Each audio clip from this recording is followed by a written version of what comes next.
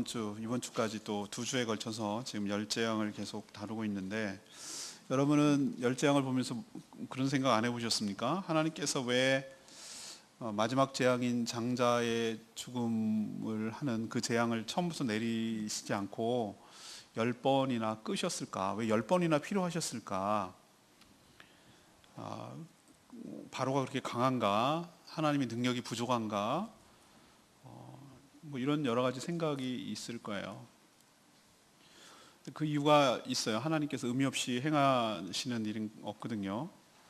근데 이게 우리에게 재미나는 옛날 얘기가 아니고 우리에게도 이런 것이 우리 살아가는데도 적용이 된다는 거예요. 이 출애굽기를 보면 우리로 이제 대입을 하고 적용을 시키면 이집트는 세상을 말합니다. 우리가 구원받기 전에 세상을 말하고, 출애굽이라는 것은 구원을 상징하는 것이죠. 그래서 다음 주에 설교하겠습니다만 6월절이 예수 그리스도의 어린 양 되시죠. 그 어린 양의 피로 우리가 죽음을 넘어서 하나님께서 죽음을 죽였죠. 그래서 우리를 넘어가게 하셨고, 왜 일부러 홍해를 건너게 하셨을까? 홍해는 세례를 의미하는 것이죠. 이게 세례, 구별되는 것이죠. 과거의 삶이 이제 단절되고 새로운 삶이 시작됐다는 것을 상징적으로 보여주시기 위하여 우리도 물속에 빠졌다가 다시 일어나는, 홍해는 건너기 전과 건너고 난 이후의 삶이 완전히 다르죠. 이것이 전체적으로 출애굽 과정을 보면은 이 구원을 상징한다는 것을 알 수가 있어요. 그렇다면 이집트를 지배하고 있는 바로라고 하는 것은 왕의 이름인데, 큰 궁정, 팔레스 같은 개념인데, 큰 궁전에 살아가는 통치자를 파라오라고 불렀어요. 이 바로는 바로 이 세상을 공중권세 잡은 다스리는 사단, 그 정점에 있는 사단의 화신이기도 하고 사단의 통치이기도 하고, 그러면은 거기서 내리는 재앙은 하나님의 구원을 위한 심판의 성격이 있는 것입니다. 그래서 이 재앙들이 우리에게 어떤 의미가 있을까 오늘 말씀을 통해서 살펴보고, 우리도 이 하나님께서 행하시는 이유를 알아 그 의미를 잘 살리고 또 깨닫고 그 말씀대로 살았으면 좋겠고요. 또 이렇게 재앙을 내릴 때 바로가 어떤 반응을 보였는지도 좀 살펴볼 필요가 있고, 또 하나님께서 이렇게 행하시려는 진짜 의도가 무엇인지를 또 우리도 알 필요가 있고, 또 앞으로도 우리가 구원을 위해서 요한계시록에 나와 있는 대로 그런 마지막 전쟁이 있을 거니까 그렇습니다. 그래서 이 열재앙을 통해서 우리가 뭔가 배워야 할 것이 있다라는 것이죠. 그래서 이것을 깨닫고 우리도 마지막 구원의 여정으로 가고 있는 이때에 교훈을 얻어서 그대로 살았으면 좋겠습니다. 자, 하나님께서 그럼 왜 열재앙을 내리셨을까? 어떤 의미가 있을까? 이 첫 번째로 이 열재앙을 통해서 하나님의 존재와 능력을 입증하는 과정이라고 할 수가 있겠습니다. 10가지 재앙을 내리는 그 타켓 시대는 신들, 그게 바로 이집트의 신들이죠. 이집트의 신들입니다. 나일강이 이집트의 신이었어요. 그 사람들은 쿠놈이라고 불렀던 신이었어요. 한라산을 제주도 사람들은 신격화합니다. 지금도 산천단에서는 제사를 드립니다. 산신제를 드리죠. 성종 1년에 이학동 목사가 한라산 정상 백록담에서 드리던 것을 한라산에 시작하는 지점에서 드려도 산신령은 있다라고 해가지고 드리기 시작한 것이 지금 거의 500년, 600년 되는 것이 곰솔나무가 지금 8그루가 있어요. 제주 사람에게서 한라산은 산 이상의 의미가 있는 거예요. 신격화되어 있는 것처럼 이집트 사람에게 있어서 나일강은 그냥 리버의 개념이 아니에요. 거기서 모든 삶의 터전이 일어나고 농사가 지어지고 물고기를 얻고 먹을 물을 나오고 하수를 버리고, 이런 모든 것이 삶의 터전이기 때문에 신격화되어 있어요. 한라산 없는 제주도에 상상할 수 없이 나일강 없는 이집트는, 그래서 나일 문명이 4대 문명 중에 하나인 것이죠. 나일강 그 물을 피로 만든 것은 나일강을 치시는 거예요. 그게 얼마나 헛개비에 불과한가, 그것이 얼마나 무력한 존재인가, 그것이 허상인가, 너희들이 섬기고 있는 나일이 아무것도 아니라는 것을 물로 바뀌게 함으로써 보여주시는 것이죠. 개구리는 뭡니까? 개구리는 풍요와 다산을 관장하는 신의 형상의 얼굴이에요. 이집트 벽화 같은 데서 지금도 보면은 개구리의 얼굴을 하고 있어요. 얼굴이 그게 무엇인가? 풍요와 다산을 가져다 준다는 신이에요. 개구리가 막 들어오게 함으로써, 온 사방에 퍼지게 함으로써 너희들이 풍요와 다산을 가져오는 그 신이 오히려 해가 된다는 것을 역설적으로 보여주는 거예요. 왜 개구리가 풍요와 다산입니까? 개구리 얼마나 많은 알을 낳습니까? 올챙이들이 얼마나 바글바글합니까? 자기들도 양이나 염소나 소가 그렇게 바글바글 해지기를, 많이 낳기를, 그게 잘 사는 거니까. 그때 산업은 목축 농사가 주로니까. 그래서 개구리 형상을 한 신을 섬겼단 말이죠. 그 개구리가 근데 오히려 해가 된다는 것을 하나님께서 치심으로 보여주는 거예요. 개구리를 물러가게 하는 과정에서 썩게 했죠. 죽게 되니까 썩으니까 악취가 나서 견딜 수가 없어요. 너희들이 그렇게 섬기고 있는 그 풍요와 다산의 신이 너희들에게 얼마나 악취를 가져오는지를 역설적으로 보여주시는 거예요. 또 하나 예를 들어볼까요? 황소가 독종이거든요. 저는 제주도에서 아피스 신을 섬긴다고 생각을 해요.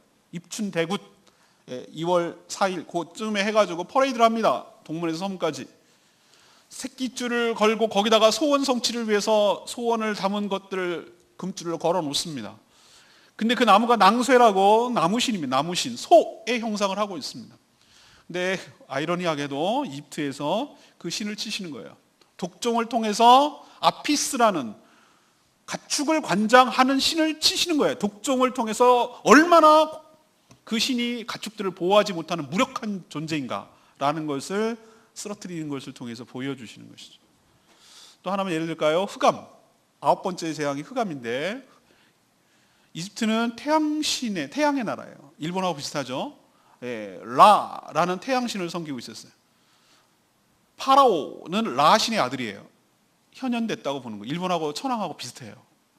그런데 흑암, 3일 동안 흑암이 내렸어요. 칠흑 같은 흑암이라고 그랬어요. 더듬어야 될 정도고 밖을 나다닐 수가 없을 정도였어요. 그것은 무엇인가? 너희들이 섬기고 있는 태양신의 사망 선고를 의미하는 것이. 얼마나 무력한가. 아무것도 할 수 없다라는 것, 하나님께서 이렇게 내렸을 때 그것을 보여주는 것이고, 너희들을 통치하고 있는 파라오가 너희들에게 삶을 어떻게 해볼 수 있는 존재가 아니라는 것, 신이 아니라는 것을 이 10가지 재앙을 통해서 하나님께서 보여주시는 거예요.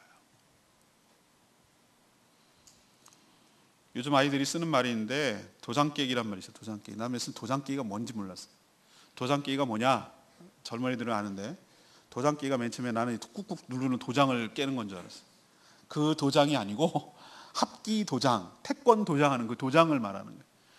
무림의 고수들이 이제 딱 나타나 1대1로 붙는 거예요. 도장에 선수가 나와가지고 붙어서 지면 그 도장은 지는 거예요. 그걸 하나씩 깨면서 무림을 세계를 천하통일하는 거, 뭐 이런 만화 같은 얘기가 도장 깨기를 하더라고요. 그래서 고수들을 하나씩 격파함으로써 자신의 존재와 능력을 입증하는 과정, 이것이 도장 깨기라고 하는데 아주 적절한 전 표현이라고 생각을 했어요. 하나님께서 지금 이집트의 신들을 도장 깨게 하고 계시는 거예요. 하나씩 1대1로 격파를 해서 이집트 사람들이 믿고 있는 신이 얼마나 헛개비에 불과하고 우상에 불과한지, 허상인지에 대해서 보여주고 입증하는 거예요. 하나님의 존재와 하나님의 능력에 대해서. 그래서 무엇을 입증하려고 하는가? 이 천하 만물을 누가 창조했는가? 그리고 지금 누가 다스리고 있는가? 그리고 진정한 능력자는 누구인가? 그리고 진정한 복은 어디로부터 오는가? 이런 것을, 이런 재앙, 10가지 재앙을 통해서 하나님께서 모든 천하에, 만천하에 다 드러내고 인식하고 인정할 수밖에 없도록 만드는 과정입니다. 오늘 몇 번째 재앙이냐면 3번째 재앙이에요. 이 재앙이거든요. 이가 뭐냐면은 머린 이. 이 재앙인데, 이 재앙을 내렸을 때 1번, 2번 재앙이 나일강을 피로 하는 거, 2번 재앙이 개구리 재앙이거든요. 그것을 이집트의 마술사들도 똑같이 따라했어요.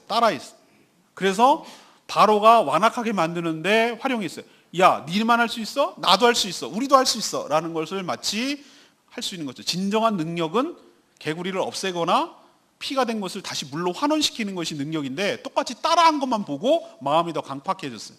근데 이 3번째 재앙부터 흉내를 못 내기 시작하는 거예요. 오늘 여러분이 읽은 18절의 말씀이에요. 요술사들도, 이집트의 요술사입니다. 요술사들도 자기 요술로 그같이 해서 머리에 이죠. 이를 생기게 하려고 했어요. 시도를 했는데 뭐 했다고요? 못하였다고 그랬어요. 능력 부족. 그래서 카바를 못해서, 보호를 못해서 이가 사람과 가축에게 막 퍼져나가기 시작하는 거예요.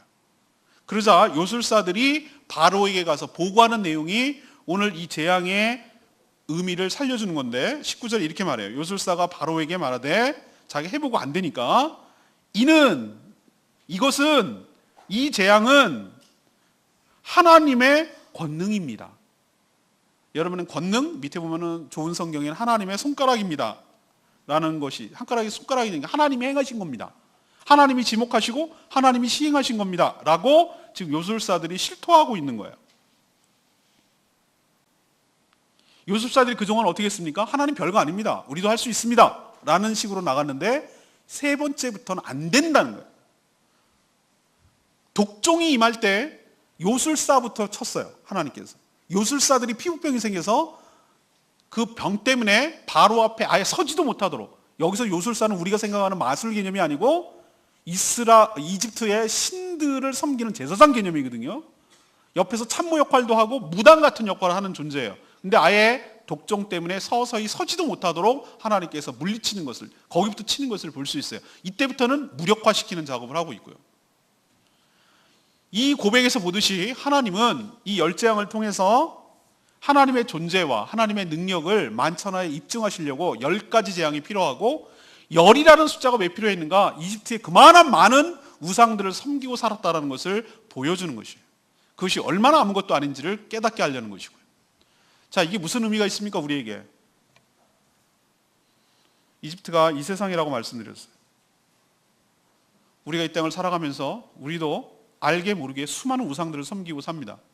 난 아니라고 말하는데 나도 여기 걸쳐 있고 여기 걸쳐 있고 여기 걸쳐 있고 여기 걸쳐 있는 게 믿고 의지하고 하는 것들이 얼마나 많은지 몰라요. 아닌 척하면서 의식하는 것들이 굉장히 많아요. 아닌 척하면서 내가 의지하는 것들이 의외로 많아요. 운동선수처럼 어떤 것을 터부시하고 어떤 것은 빨간 팬티를 입고 승리했으면 계속 그것만 입으려고 하고 시험 보러 갔을 때 무슨 똥차 보면은 합격할 것 같고, 이런 것도 아주 단순한 것부터 시작을 해서 오늘의 운세, 전 기가 막힌 사람들 많이 봤어요. 예수를 믿는다고 말하면서도 가끔 카카오 스토리나 페이스북이나 이런 데 보면 오늘의 운세 이렇게 해가지고 소소한 운세 이래가지고 그걸 올리는 분들 얼마나 많이 봤어요. 왜 안 없어집니까? 띠가, 운세가 오늘의 무슨 띠 하면은 왜 스포츠 신문에 맨날 그게 나오고 뭡니까? 왜 그렇게 맨날 대학로 같은 데 가면 점집이야 여전히 있고 타로 점집 무슨 점집 합니까? 왜 무슨 일이 생기면은 구태야 되나? 라고 말을 합니까? 우리도 수많은 우상들 속에 쌓여서 살고 우리도 얼마나 많은 우상을 의지하고 살아가는지 몰라요. 하나님께서 오늘 10가지 재앙을 통해서 우리에게 뭘 입증하시려고 하냐면은 너희들이 믿고 의지하고 있는 것들이 얼마나 헛개비에 불과한가, 얼마나 허상인가, 얼마나 쓸데없는 짓을 하고 있었던가, 얼마 아무것도 없는 무력한 존재인가라는 것을 도장 깨기를 하고 있는 것입니다. 그래서 여러분들이 그런 것을 쳐서 하나님의 능력과 하나님의 존재와 하나님의 능력을 체험하게 함으로 그런 쓸데없는 짓 이제 하지 말아야 되겠다라는 것을 깨닫게 하시려고 이것을 우리에게 보여주시는 줄로 믿습니다. 그는 여러분들도 하나님을 믿노라고 하면서 세상에 여전히 살고 있기 때문에 이리저리 섬기고 의지하고 걸쳐있고 하는 모든 우상들 하나님께서 다 깨고 아무것도 아님을 입증시켜 주시니 여러분도 그것을 의지하지 말고 다 버리고 하나님께로 돌아오는 그런 역사 있게 되기를 간절히 바랍니다. 두 번째, 이 열재앙의 의미는 뭘까? 하나님께서 택한 백성들을 보호하고 인도하신다는 것을 보여주는 그런 의미가 있어요. 셋째 재앙이 뭐죠? 2예요. 이 재앙까지는 이스라엘 백성들도 동일한 고통을 받았어요. 나일강이 피로 변했을 때 이스라엘도 똑같은 고통을 받아야 된다고, 물을 얻어야 되는 어려움이 있으니. 개구리가 올라왔을 때 그들도 고통을 받았어. 왜 그랬을까? 이스라엘 백성들은 430년 동안 이집트의 노예로 있었어. 아브라함, 이삭, 야곱의 후손 70명이 요셉 총리 때문에 고센 땅으로 집단 우르치면은 이민을 했거든요. 이민. 가나안에서 집단 가족들이 이민을 한 거예요. 근데 거기서 430년을 살고 또 이집트가 주류 문화고 히브리 족속이 노예에 불과하단 말이죠. 그러니까 그 이집트 문화 속에 완전히 동화돼 버렸어. 종족적으로 혈통적으로 보면 저 사람들이 히브리 족속인데 문화적으로 보면 삶은 여전히 이집트 문화와 종교 속에 신앙 속에 살아가고 있다는 뜻이에요. 하나님께서 그것을 깨닫게 하고 그것을 물을 빼게 하고 그게 아니구나라는 것을 깨닫게 하려고 분리시키는 작업, 구별시키는 작업을 하려고 하나님께서 그들이 갖고 있는 반신반의하는 반쪽짜리 믿음, 모세가 나타나가지고 하나님이 너희들을 구원하려고 한다라고 말했을 때 그게 들리겠어요? 430년이나 됐는데 안 들려온단 말이죠. 못 믿겠단 말이죠. 너희들 구원하려고 해. 지금 세상 사람들한테 가서 얘기해 보시죠. 하나님께서 너를 구원하기 위해서 하나님께서 자기 아들을 보냈어. 뭐 그래서 어쨌다고. 이런 느낌 아시죠? 그게 뭐 나랑 뭐 어쨌다고. 딱 그 느낌이에요. 430년 동안 그렇게 있었으니 그것이 하나님의 존재가 와닿질 않는다고. 하나님께서 그래서 이 재앙을 통해서 이분이 이집트에서 섬기던 신하고는 좀 다른 신이네. 뭔가 능력자네. 뭔가 차별화됐네. 라는 것을 먼저 깨닫게 되는 것이죠. 그 고통이 얼마나 컸겠는가. 이집트 사람들도 이렇게 고통스러웠겠구나. 야, 이거 감당 안 되겠는데? 라는 것을 먼저 초반에 깨닫게 하고 넷째 재앙이 파리 재앙입니다. 여러분과 함께 읽었는데 파리 재앙부터는 놀랍게도 이스라엘 사람들을 구별하기 시작합니다. 구별합니다. 23절에 나와 있습니다. 22절에 이렇게 죠. 그날에 이 파리 재앙이 내리는 날입니다. 나는 내 백성이 거주하는 고센이라는 것이 약간 이집트 도심에서 수도에서 외곽으로 떨어진 이스라엘 집단 거주지를 고센 땅이라고 불렀어요. 거기 땅을 파라오가 줬거든요. 요셉의 가족들에게. 거기 땅은 구별하겠다는 거예요. 그때부터 구별이 분리시키겠다는 거예요. 그래서 그 고센 땅에는 뭐가 없게 하겠다? 파리가 없게 하겠다. 이게 말이 되는 얘기냐고요. 여러분, 파리가 이 집하고 저 집하고 구분합니까? 요 식당이 이제 스트리트 식당이 있는데 요 식당은 예수님 믿는 집이고 요 식당은 아니고 그러면은 이 집만 몰려간다는 게 말이 상식적으로 말이 됩니까? 식당이라고 하면 음식 냄새가 나면 이 집이건 사람 사는 곳엔 다 가기 마련이잖아요. 근데 그렇게 한다는 얘기는 이것은 뭘 의미하는가? 파리라는 것을 컨트롤할 수 있는 분이 말한 대로 컨트롤할 수 있는 분이 하나님이라는 것을 보여주는 동시에 하나님께서 자기 백성들 고센 땅에 살아가는 자기 백성들을 뭐 한다는 거죠? 예외를 두어서 그를 지키고 보호한다라는 것을 이집트 사람들도 알게 하고 보호를 받는 이스라엘 사람들도 알게 하려는 조치인 줄로 믿습니다. 우리 같으면 말이죠. 제가 여러분에게 그렇게 말했는데 마지막 때에 환난과 핍박이 있을 거라고 말했어요. 공중 권세 잡은 사단이 사람의 형상을 입고 이 땅에 나서 엄청난 권세를 가지고 사람들을 미혹하고 마지막 아마겟돈 영적 전쟁을 치르려고 하는 것이에요. 그때 예수 믿는다는 이유만으로 핍박과 환난이 심할 것이고 난리가 소문이 일어날 것이고 전쟁이 끊임없이 일어날 것이고 이런 것이 예수님, 요한계시록, 다니엘서 곳곳에 다 포진되어서 예언되어 있어요. 우리 상식 같으면 하나님, 그러면 그런 환난과 핍박이 임하기 전에 믿는 사람들을 싹 걷어서 먼저 하늘에 올린 다음에 위에서 저것들 하나님 믿지도 않고 죄악 가운데 있는 것들 다 치는 거 재밌게 구경하면 얼마나 신나겠어요 라고 생각하기가 쉽잖아요. 근데 하나님께서 그렇게 안 하는 이유가 무엇입니까? 그 과정들을 다 겪게 함으로써 우리가 전에 세상 속에 살았던 것이 얼마나 잘못된 삶이었는가를 처절하게 끊어내고 회개하고 그런 환난과 핍박 가운데도 하나님께서 우리 믿는 사람 택한 자들을 보호하시고 구원이 훼손되지 않도록 하나님께서 보호하신다는 것을 보여줌으로 하나님의 능력과 하나님의 존재, 하나님의 약속이 분명하다는 것을 우리에게 깨닫게 하여 주시는 줄로 믿습니다. 이 재앙을 통해서 당신의 택한 백성이 털끝 하나 다치지 않도록 하나님께서 역사하고 있다는 것을 체험하게 하시려는 거예요. 믿는 사람들이 얼마나 이 세상에 살면서 환난과 핍박이 많습니까? 근데 하나님께서 여기 있는 것처럼 비록 이집트 땅에 살지만 고센 지역에 있는 것처럼 하나님께서 우리 택한 백성들을 지켜주신다는 거예요. 이 넷째 재앙부터 구별되기 시작하는데 다섯째 재앙인 독종, 가축들의 죽음도 이스라엘 자손들의 가축은 살아남아요. 건드려지지 않아요. 파라오가 가서 확인까지 해요. 그리고 7번째 재앙이 불과 함께 내리는 우박이었는데 놀랍게도 고센 지역은 안 내려요. 나머지 지역은 막 초토화돼가지고 다 쓰러지는데 9번째 재앙이 놀라워요. 빛이라는 것이 어떻게 딱 거기만 빛이 비치고 나머지는 깜깜하겠습니까? 그게 불가능한데 고센 땅에만 빛이 있고 나머지는 캄캄한 어둠이 내리게 해요.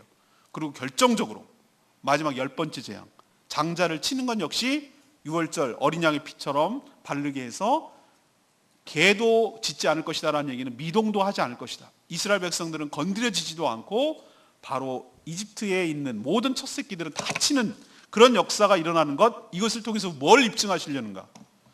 환난과 핍박 가운데도 하나님께서는 당신의 택한 백성들을 보호하시고 지키시는 줄로 믿습니다. 그래서 굳건한 신뢰 관계를 형성하도록 하나님께서 이 재앙을 통해서 우리에게 가르쳐 주시는 줄로 믿습니다. 비록 주님 오시길 때까지 여러 가지 환난과 어려움이 있겠지만 오늘 이 말씀을 우리 삶에 대입시키면 그런 환난과 핍박 가운데도 하나님의 택한 백성들을 지키시며 보호하시며 안전하게 인도하여 주실 줄로 믿습니다. 그러니 걱정하지 말란 얘기예요. 마지막 세 번째는 하나님께서 적들의 실체와 전략을 보여주시려고 열재앙을 하시는 거예요. 하나님의 일관된 요구는 무엇입니까? 20절에 나오죠. 모세에게 바로 앞에 가라고 그랬어요. 물 있는 곳으로 나올 거라고 그랬어요. 왜 아침에 물 있는 곳으로 항상 나오죠? 제가 말씀드렸죠. 이거는 종교 의례라고. 이집트 사람들이 섬기는 바로가 섬기는 그들 모든 백성들이 섬기는 나일강에게 정결 예식을 행하고 하루를 시작하는 거예요. 샤워하고 하루쯤에 시작하는 개념이 아니고 세수하려면 궁중에서 왜 나일강으로 나오냐 말이죠. 나일강을 신을 섬기는 거예요.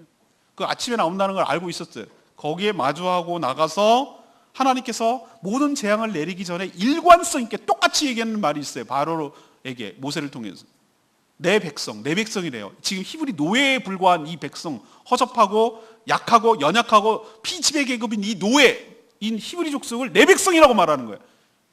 하나님께서 여러분을 택하실 때 여러분이 강하기 때문에, 세상적으로 강하기 때문에, 우월하기 때문에, 능력이 있기 때문에 여러분을 택하신 것이 아니라 하나님께서 만세전에 언약대로 택하셔서 연약한 자를 뒤집어 엎으시고 그런 존재를 세우셔서 하나님의 나라, 하나님의 백성으로 삼아주신 줄로 믿습니다. 내보내라는 거예요. 내 백성이니까. 현실적인 권력은 지금 파라오예요.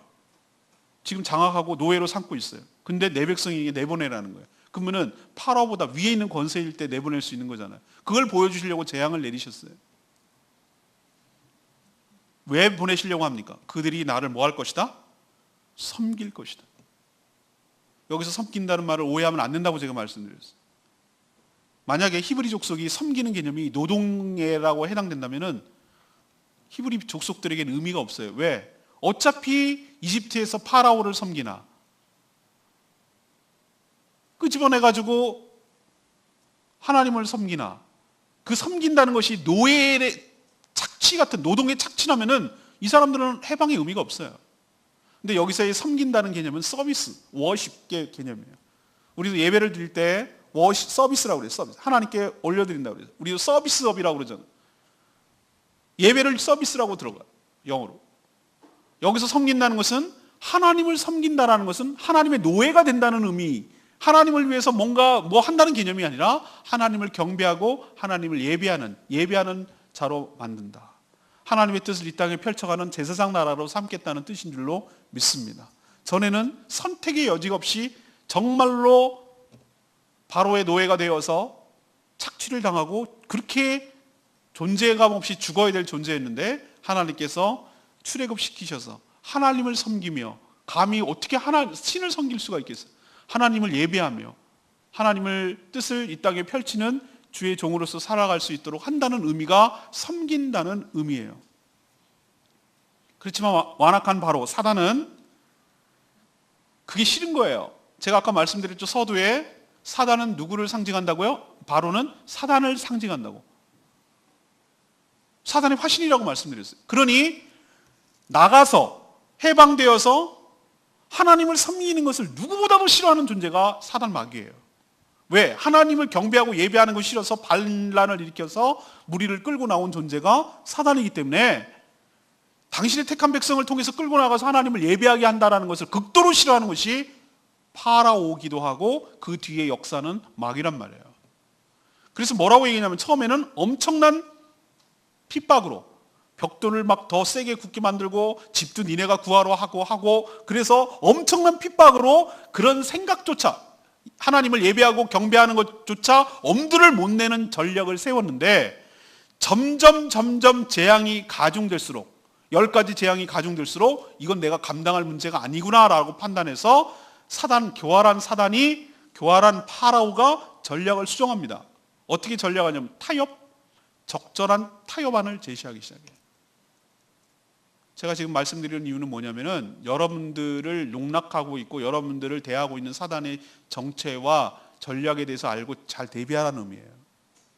어떻게 처음으로 얘기하냐면 이렇게 얘기합니다. 처음에는 난 여호와를 모른다. 그러니 난 내보내지 않겠다라고 말한 자가 재앙을 통해서 여호와라는 존재를 인식하기 시작하니까 감당이 안 된다는 걸 자기가 깨달으니까 뭐라고 모세한테 얘기하냐면 이렇게 얘기하는 거예요. 25절 보세요. 바로가 모세와 아론을 불러 이르되 너희는 가서 이 땅에서 너희 하나님을 제사를 드려라 그랬어요. 여기서 이 땅이란 무엇을 의미합니까? 이집트 경내에서 이 땅이 내 통치 안에서 내 통치 아래에서 모세를 통해서 하나님께서 요구한 제안은 뭡니까? 사흘길을 가라고 그랬어요. 사흘길을 광야로 나가기 때문에 광야는 사람이 살지 않는 곳, 파라오의 통치력이 미치지 않는 곳을 의미합니다. 사흘길을 가면은 파라오도 어떻게 할 수가 없어요. 근데 파라오가 뭐라고 얘기합니까? 여기서 예배드려. 이것이 바로 우리를 유혹하고 우리를 타협안을 적절하게 제시하는 것이 여기에요. 그게 안 통하니까 28절에 뭐라고 그럽니까? 안 됩니다. 부당합니다. 우리는 나가야 됩니다. 라고 얘기하니까 만약에 여기서 예배드리다가 이집트 사람들이 싫어해서 돌을 던지고 폭동이 일어나고 충돌이 일어나면은 반란이 일어나고 이렇게 되면은 당신 책임질 수 있습니까? 안 됩니다. 하나님께서 그렇게 원하지 않았습니다라고 그렇게 안 된다고 거절하니까 28절에 바로가 뭐라고 그래요? 내가 널 보내겠어. 보내주마. 근데 너희는 너희 하나님 여호와께 광야로 제사를 드릴 것이나 어떻게 하라고요? 너무 멀리 가지 말라고. 가긴 보내주는데 가긴 가는데 너무 멀리 가지 마. 사흘길까지 갈 필요가 있어? 여기도 광야야. 우리 제주도도 10분만 나가면은 도심만 벗어나면은 시골 같은 느낌을 받거든요. 그러니까 여기부터 시골이야. 뭐 이렇게 얘기하는 거랑 비슷한 거예요. 그러니까 여기서 해. 여기서 산천단 시작하는 데가 여기서 산신제를 드려도 산신령이 받으셔. 여기부터 산이야. 라고 말하는 거와 비슷한 거예요. 그래서 자기의 영향권 아래 계속 두게 하라는 거예요. 이번 주에 묵상하겠습니다만 10장 1절에 뭐라고 얘기하냐면 11절에 이런 얘기예요. 다 가지 말고 그러면 장정만 가. 부녀자들, 자녀들 여기다 놔두고 가. 라고 말하는 이유는 그러면 다시 가족들 때문에 돌아와야 되니까. 그것도 안 통하니까 뭐라고 하냐면은 가축은 두고 가. 가축은 두고 가. 그러면은 재산 따위라도 다시 돌아와야 되니까. 여기서 일관되고 공통된 점이 뭡니까? 사단이 바로가 계속 일관되게 요구하는 것이 전략이 무엇입니까? 뭐라도 해도 좋은데 자신의 영향 아래 두려는 것이. 자신의 영향권 아래 두려는 것이.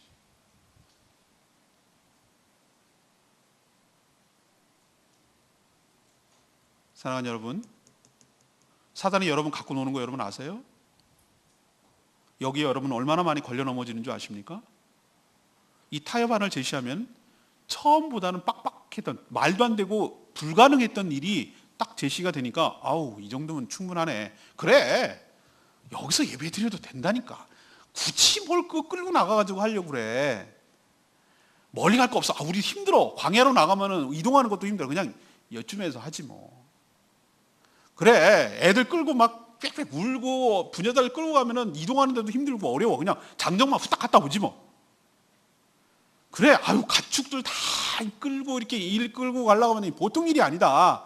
그러니까 놔두고 그냥 우리끼리 갔다 오자라고 우리가 얼마나 많이 타협하는지 몰라요. 주일날 장사하자. 남들도 다 하는데 1년 52주 몇 번 안 드린다고 그게 뭐가 그렇게 문제가 되겠어. 다 이해하실 거야. 다 이해해. 다 세금 속인다. 뭐 니만 그렇게 거룩하고 잘났냐? 다 그러고 살아. 그냥 적당하게 살아. 사단이 우리에게 얼마나 많은 유혹과 타협안을 제시하는지 몰라요. 하나님의 정체성을 상실시키고 하나님의 백성답게 살지 못하고 결정적으로 하나님을 예비하지 못하도록 얼마나 많은 유혹으로 여러분을 압박하는지 몰라요. 근데 우리는 그 타협안에 너무나 쉽게 노출되고 쉽게 타협해요. 사단의 목적은 딱 한 가지. 하나님을 예비하지 마. 하나님을 섬기는 일 하지 마. 그거면 돼. 그리고 내 영향 아래 있어. 내가 움직이는 대로 내 영향 아래, 내 영향권 아래, 내 바운더리 안에. 진정한 자유와 해방은 사단의 영향권에서 해방되는 것인 줄로 믿습니다. 거기에 영향권에 받지 않는 거예요. 초등학교 때 책받침 위에다가 쇳가루 놓고 밑에다 자석이 이렇게 움직이면 보이지 않지만 자석이 움직이는 것에 따라 쇳가루가 움직입니다. 쇳가루 모형대로 줄서기 합니다. 우리 눈에 보이지 않지만 사단은 우리를 갖고 놉니다. 일로 움직이면 우린 글로 딸려갑니다. 나도 왜 딸려가는지 모르겠어요. 왜 딸려가기는? 여러분들이 사단 안에 영향권 안에 있으니까 그렇죠. 일로 움직이면 콧개듯이 마지막에 이렇게 줄줄 딸려갑니다. 나도 모릅니다. 내가 왜 그렇게 하는지 나도 가보니 거기에 있어요. 내가. 진정한 해방은 그 자기장에서 벗어나는 것입니다. 자석을 완전히 떼버리는 것이. 그리고 진공 상태로 있는 것이 아니라 하나님의 영향권 아래로 들어갈 때 비로소 사단의 권세가 나를 어떻게 하지 못할 줄로 믿습니다. 근데 그 마지노선, 그 영향권 안에서 중력에서 벗어나야 자유롭게 유영할 수가 있듯이 중력 영향권 안에 있으면 여러분들을 끌어다니는 지구의 중심으로 끌어달리는 중력 때문에 여러분은 땅에 꼬라박게 되어 있어요. 그 중력도 미치지 못하는 밖으로 나갈 때 비로소 자유함을 누릴 수가 있는 것이. 여러분이 사단의 권세 아래 있으면 여기 있으나 영향권 안에 있으면 여러분은 꼼짝도 못하고 진정한 의미에서의 구원이 아니에요. 해방이 아니고. 사단의 전략은 그렇습니다. 사단의 실체가 분명하고요. 사단이 없는 것이 아니에요. 바로가 사단의 화신이라고 말씀드렸어요. 사단이 뿔 달린 것처럼 여러분에게 나타나서 웽 하고 이렇게 하지 않아요. 그게 바보입니까? 사단이? 얼마나 교활한데?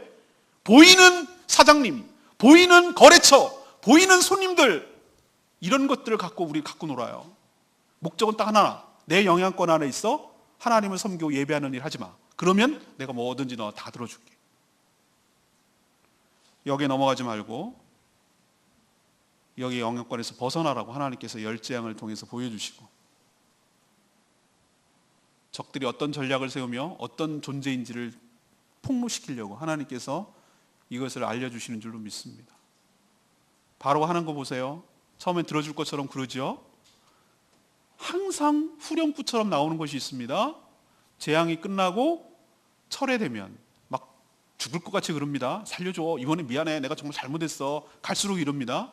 아양을 떱니다. 극과 극으로 온탕 열탕 오갑니다. 사단이 그렇거든요. 권세자들이 굉장히 힘세 보이죠. 사단이 이렇게 합니다. 자기가 원할 때는 크게 무섭게 나가고 자기가 할 때는 가장 납작하게 엎드려가지고 그런 식으로 아양을 합니다. 목적은 하나, 내 권세를 계속 유지시키려는 거죠. 근데 자기 뜻대로 재앙이 철회되잖아요. 그럼 확 돌변합니다. 숨 쉴만 하면 8장 15절에 여러분 그게 나와 있어요. 8장 15절에 뭐라고 그랬어요? 아주 적절한 표현이에요. 그러나 바로가 숨을 쉴 수 있게 됨을 보았을 때 그의 마음을 완강하게 하여 그들의 말을 듣지 않으니 여호와께서 말씀하신 것과 같았더라. 사단의 실체가 이렇다는 거예요. 숨 쉴만 하고 자기 뜻이 관철되면 얼굴색 싹 바뀌고 언제 그랬냐는 듯이 돌변하는 존재가 사단이에요. 그게 사단이에요. 참말이라는 걸 할 줄 몰라요. 원래 처음부터 거짓의 아비였기 때문에 거짓을 능수능란하게 하는, 거짓을 마치 우리가 참말처럼 하는 존재가 사단이에요. 이게 사단의 실체예요. 그렇기 때문에 이들과 타협한다는 것은 금물이고 단호하게 거부하고 말씀대로 전공법대로 3일길 강야로 나가서 하나님을 섬길 겁니다.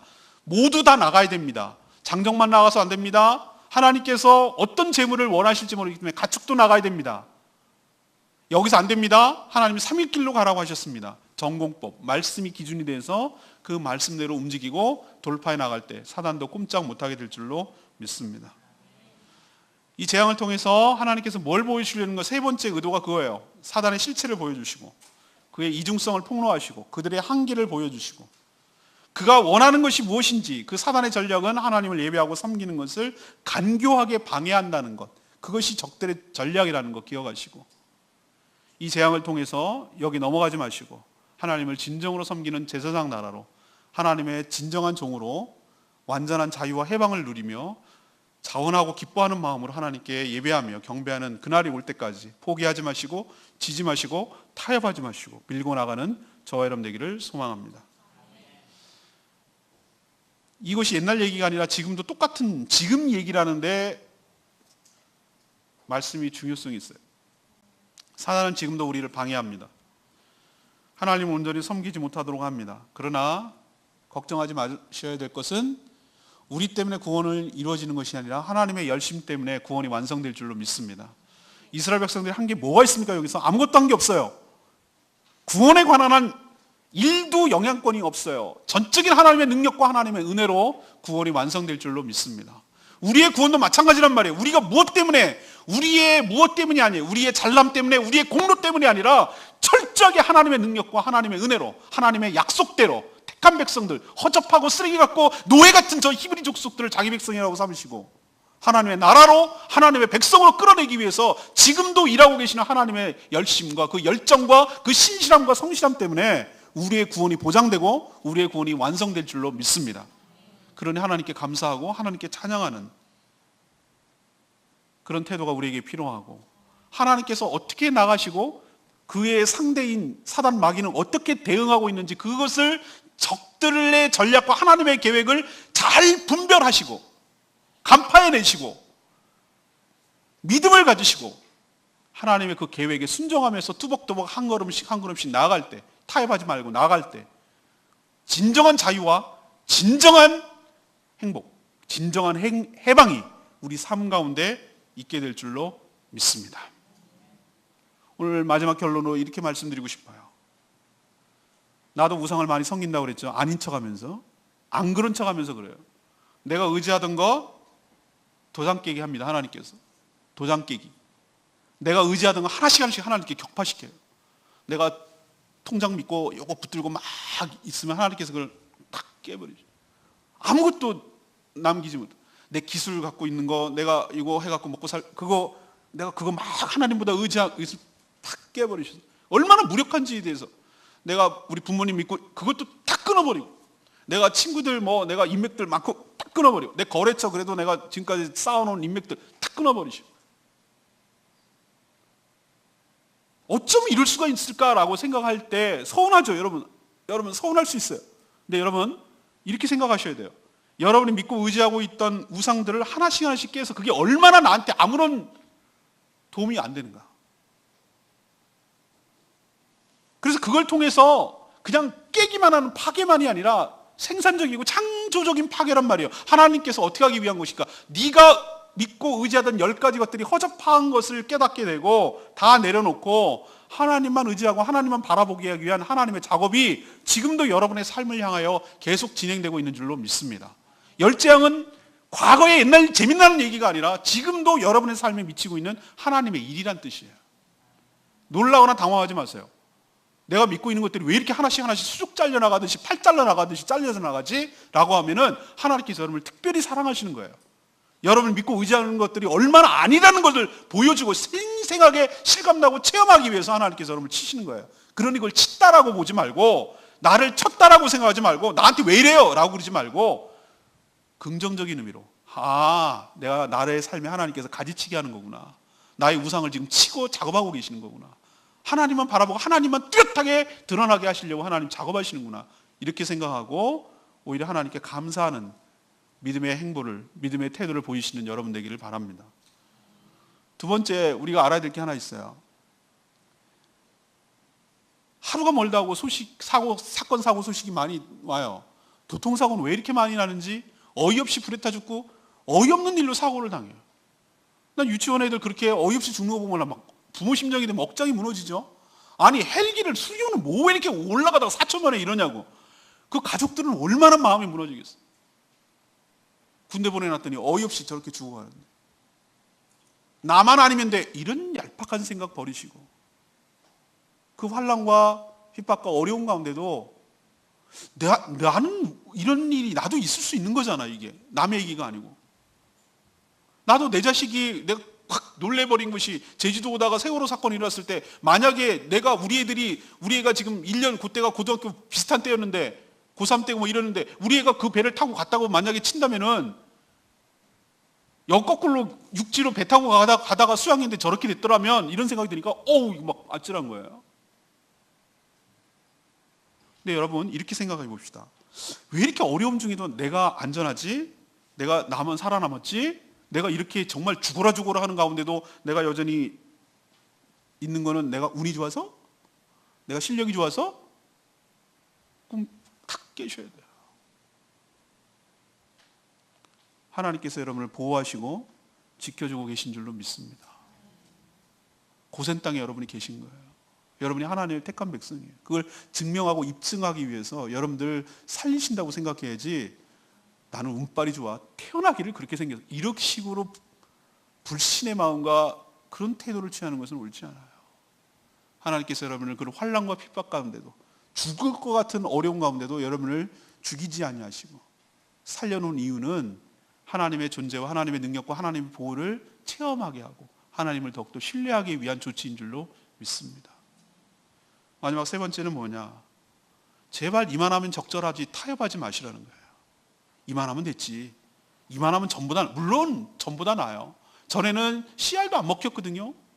바로에게 가서 뭐 얘기하라니까 여호와가 누군데? 라고 아주 이렇게 얘기를 했던 존재가 그래 예배 드려.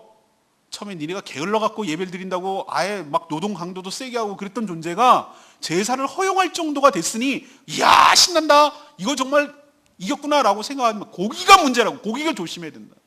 그건 반쪽짜리는 완전한 승리가 아니에요. 제가 설교 때 표현했잖아요. 부침개 반쪽만 구우면은 반쪽이나 걷네 이렇게 말하면 안 된다고요. 이쪽은 위에는 생 밀가루란 말이에요. 그건 못 먹어요. 버려야 돼요. 제가 대학 축제 때 파전 담당했다고 그랬죠. 파전 담당. 저 같은 사람을 파전 담당했으니 대학 축제가 어떻겠냐고. 근데 나 요즘 식당 하는 사람들 정말로 대단한 사람 같아. 나는 그 파전 굽는 것도 내치는 게 너무너무 힘들어. 막 요청은 오지 이거 굽느라고. 그래갖고 좀 덜 굽네. 그래가지고 내놨더니 막 크림 불평불만이 오는 이걸 먹으라고 줬냐 막 그래. 얼마나 내가 욕을 바가지로 선배한테 먹었는지. 맞아요. 여러분 반쪽짜리 안 익은 거 에이 반이나 익었잖아 먹어. 이건 안 통한단 말이에요. 누가 먹냐고 손님이. 여러분 근데 사단과 이런 식으로 적절하게 타협하면은 그거는 완전한 승리가 아니에요. 오히려 발목이 잡히는 거예요. 명분만 잃어요.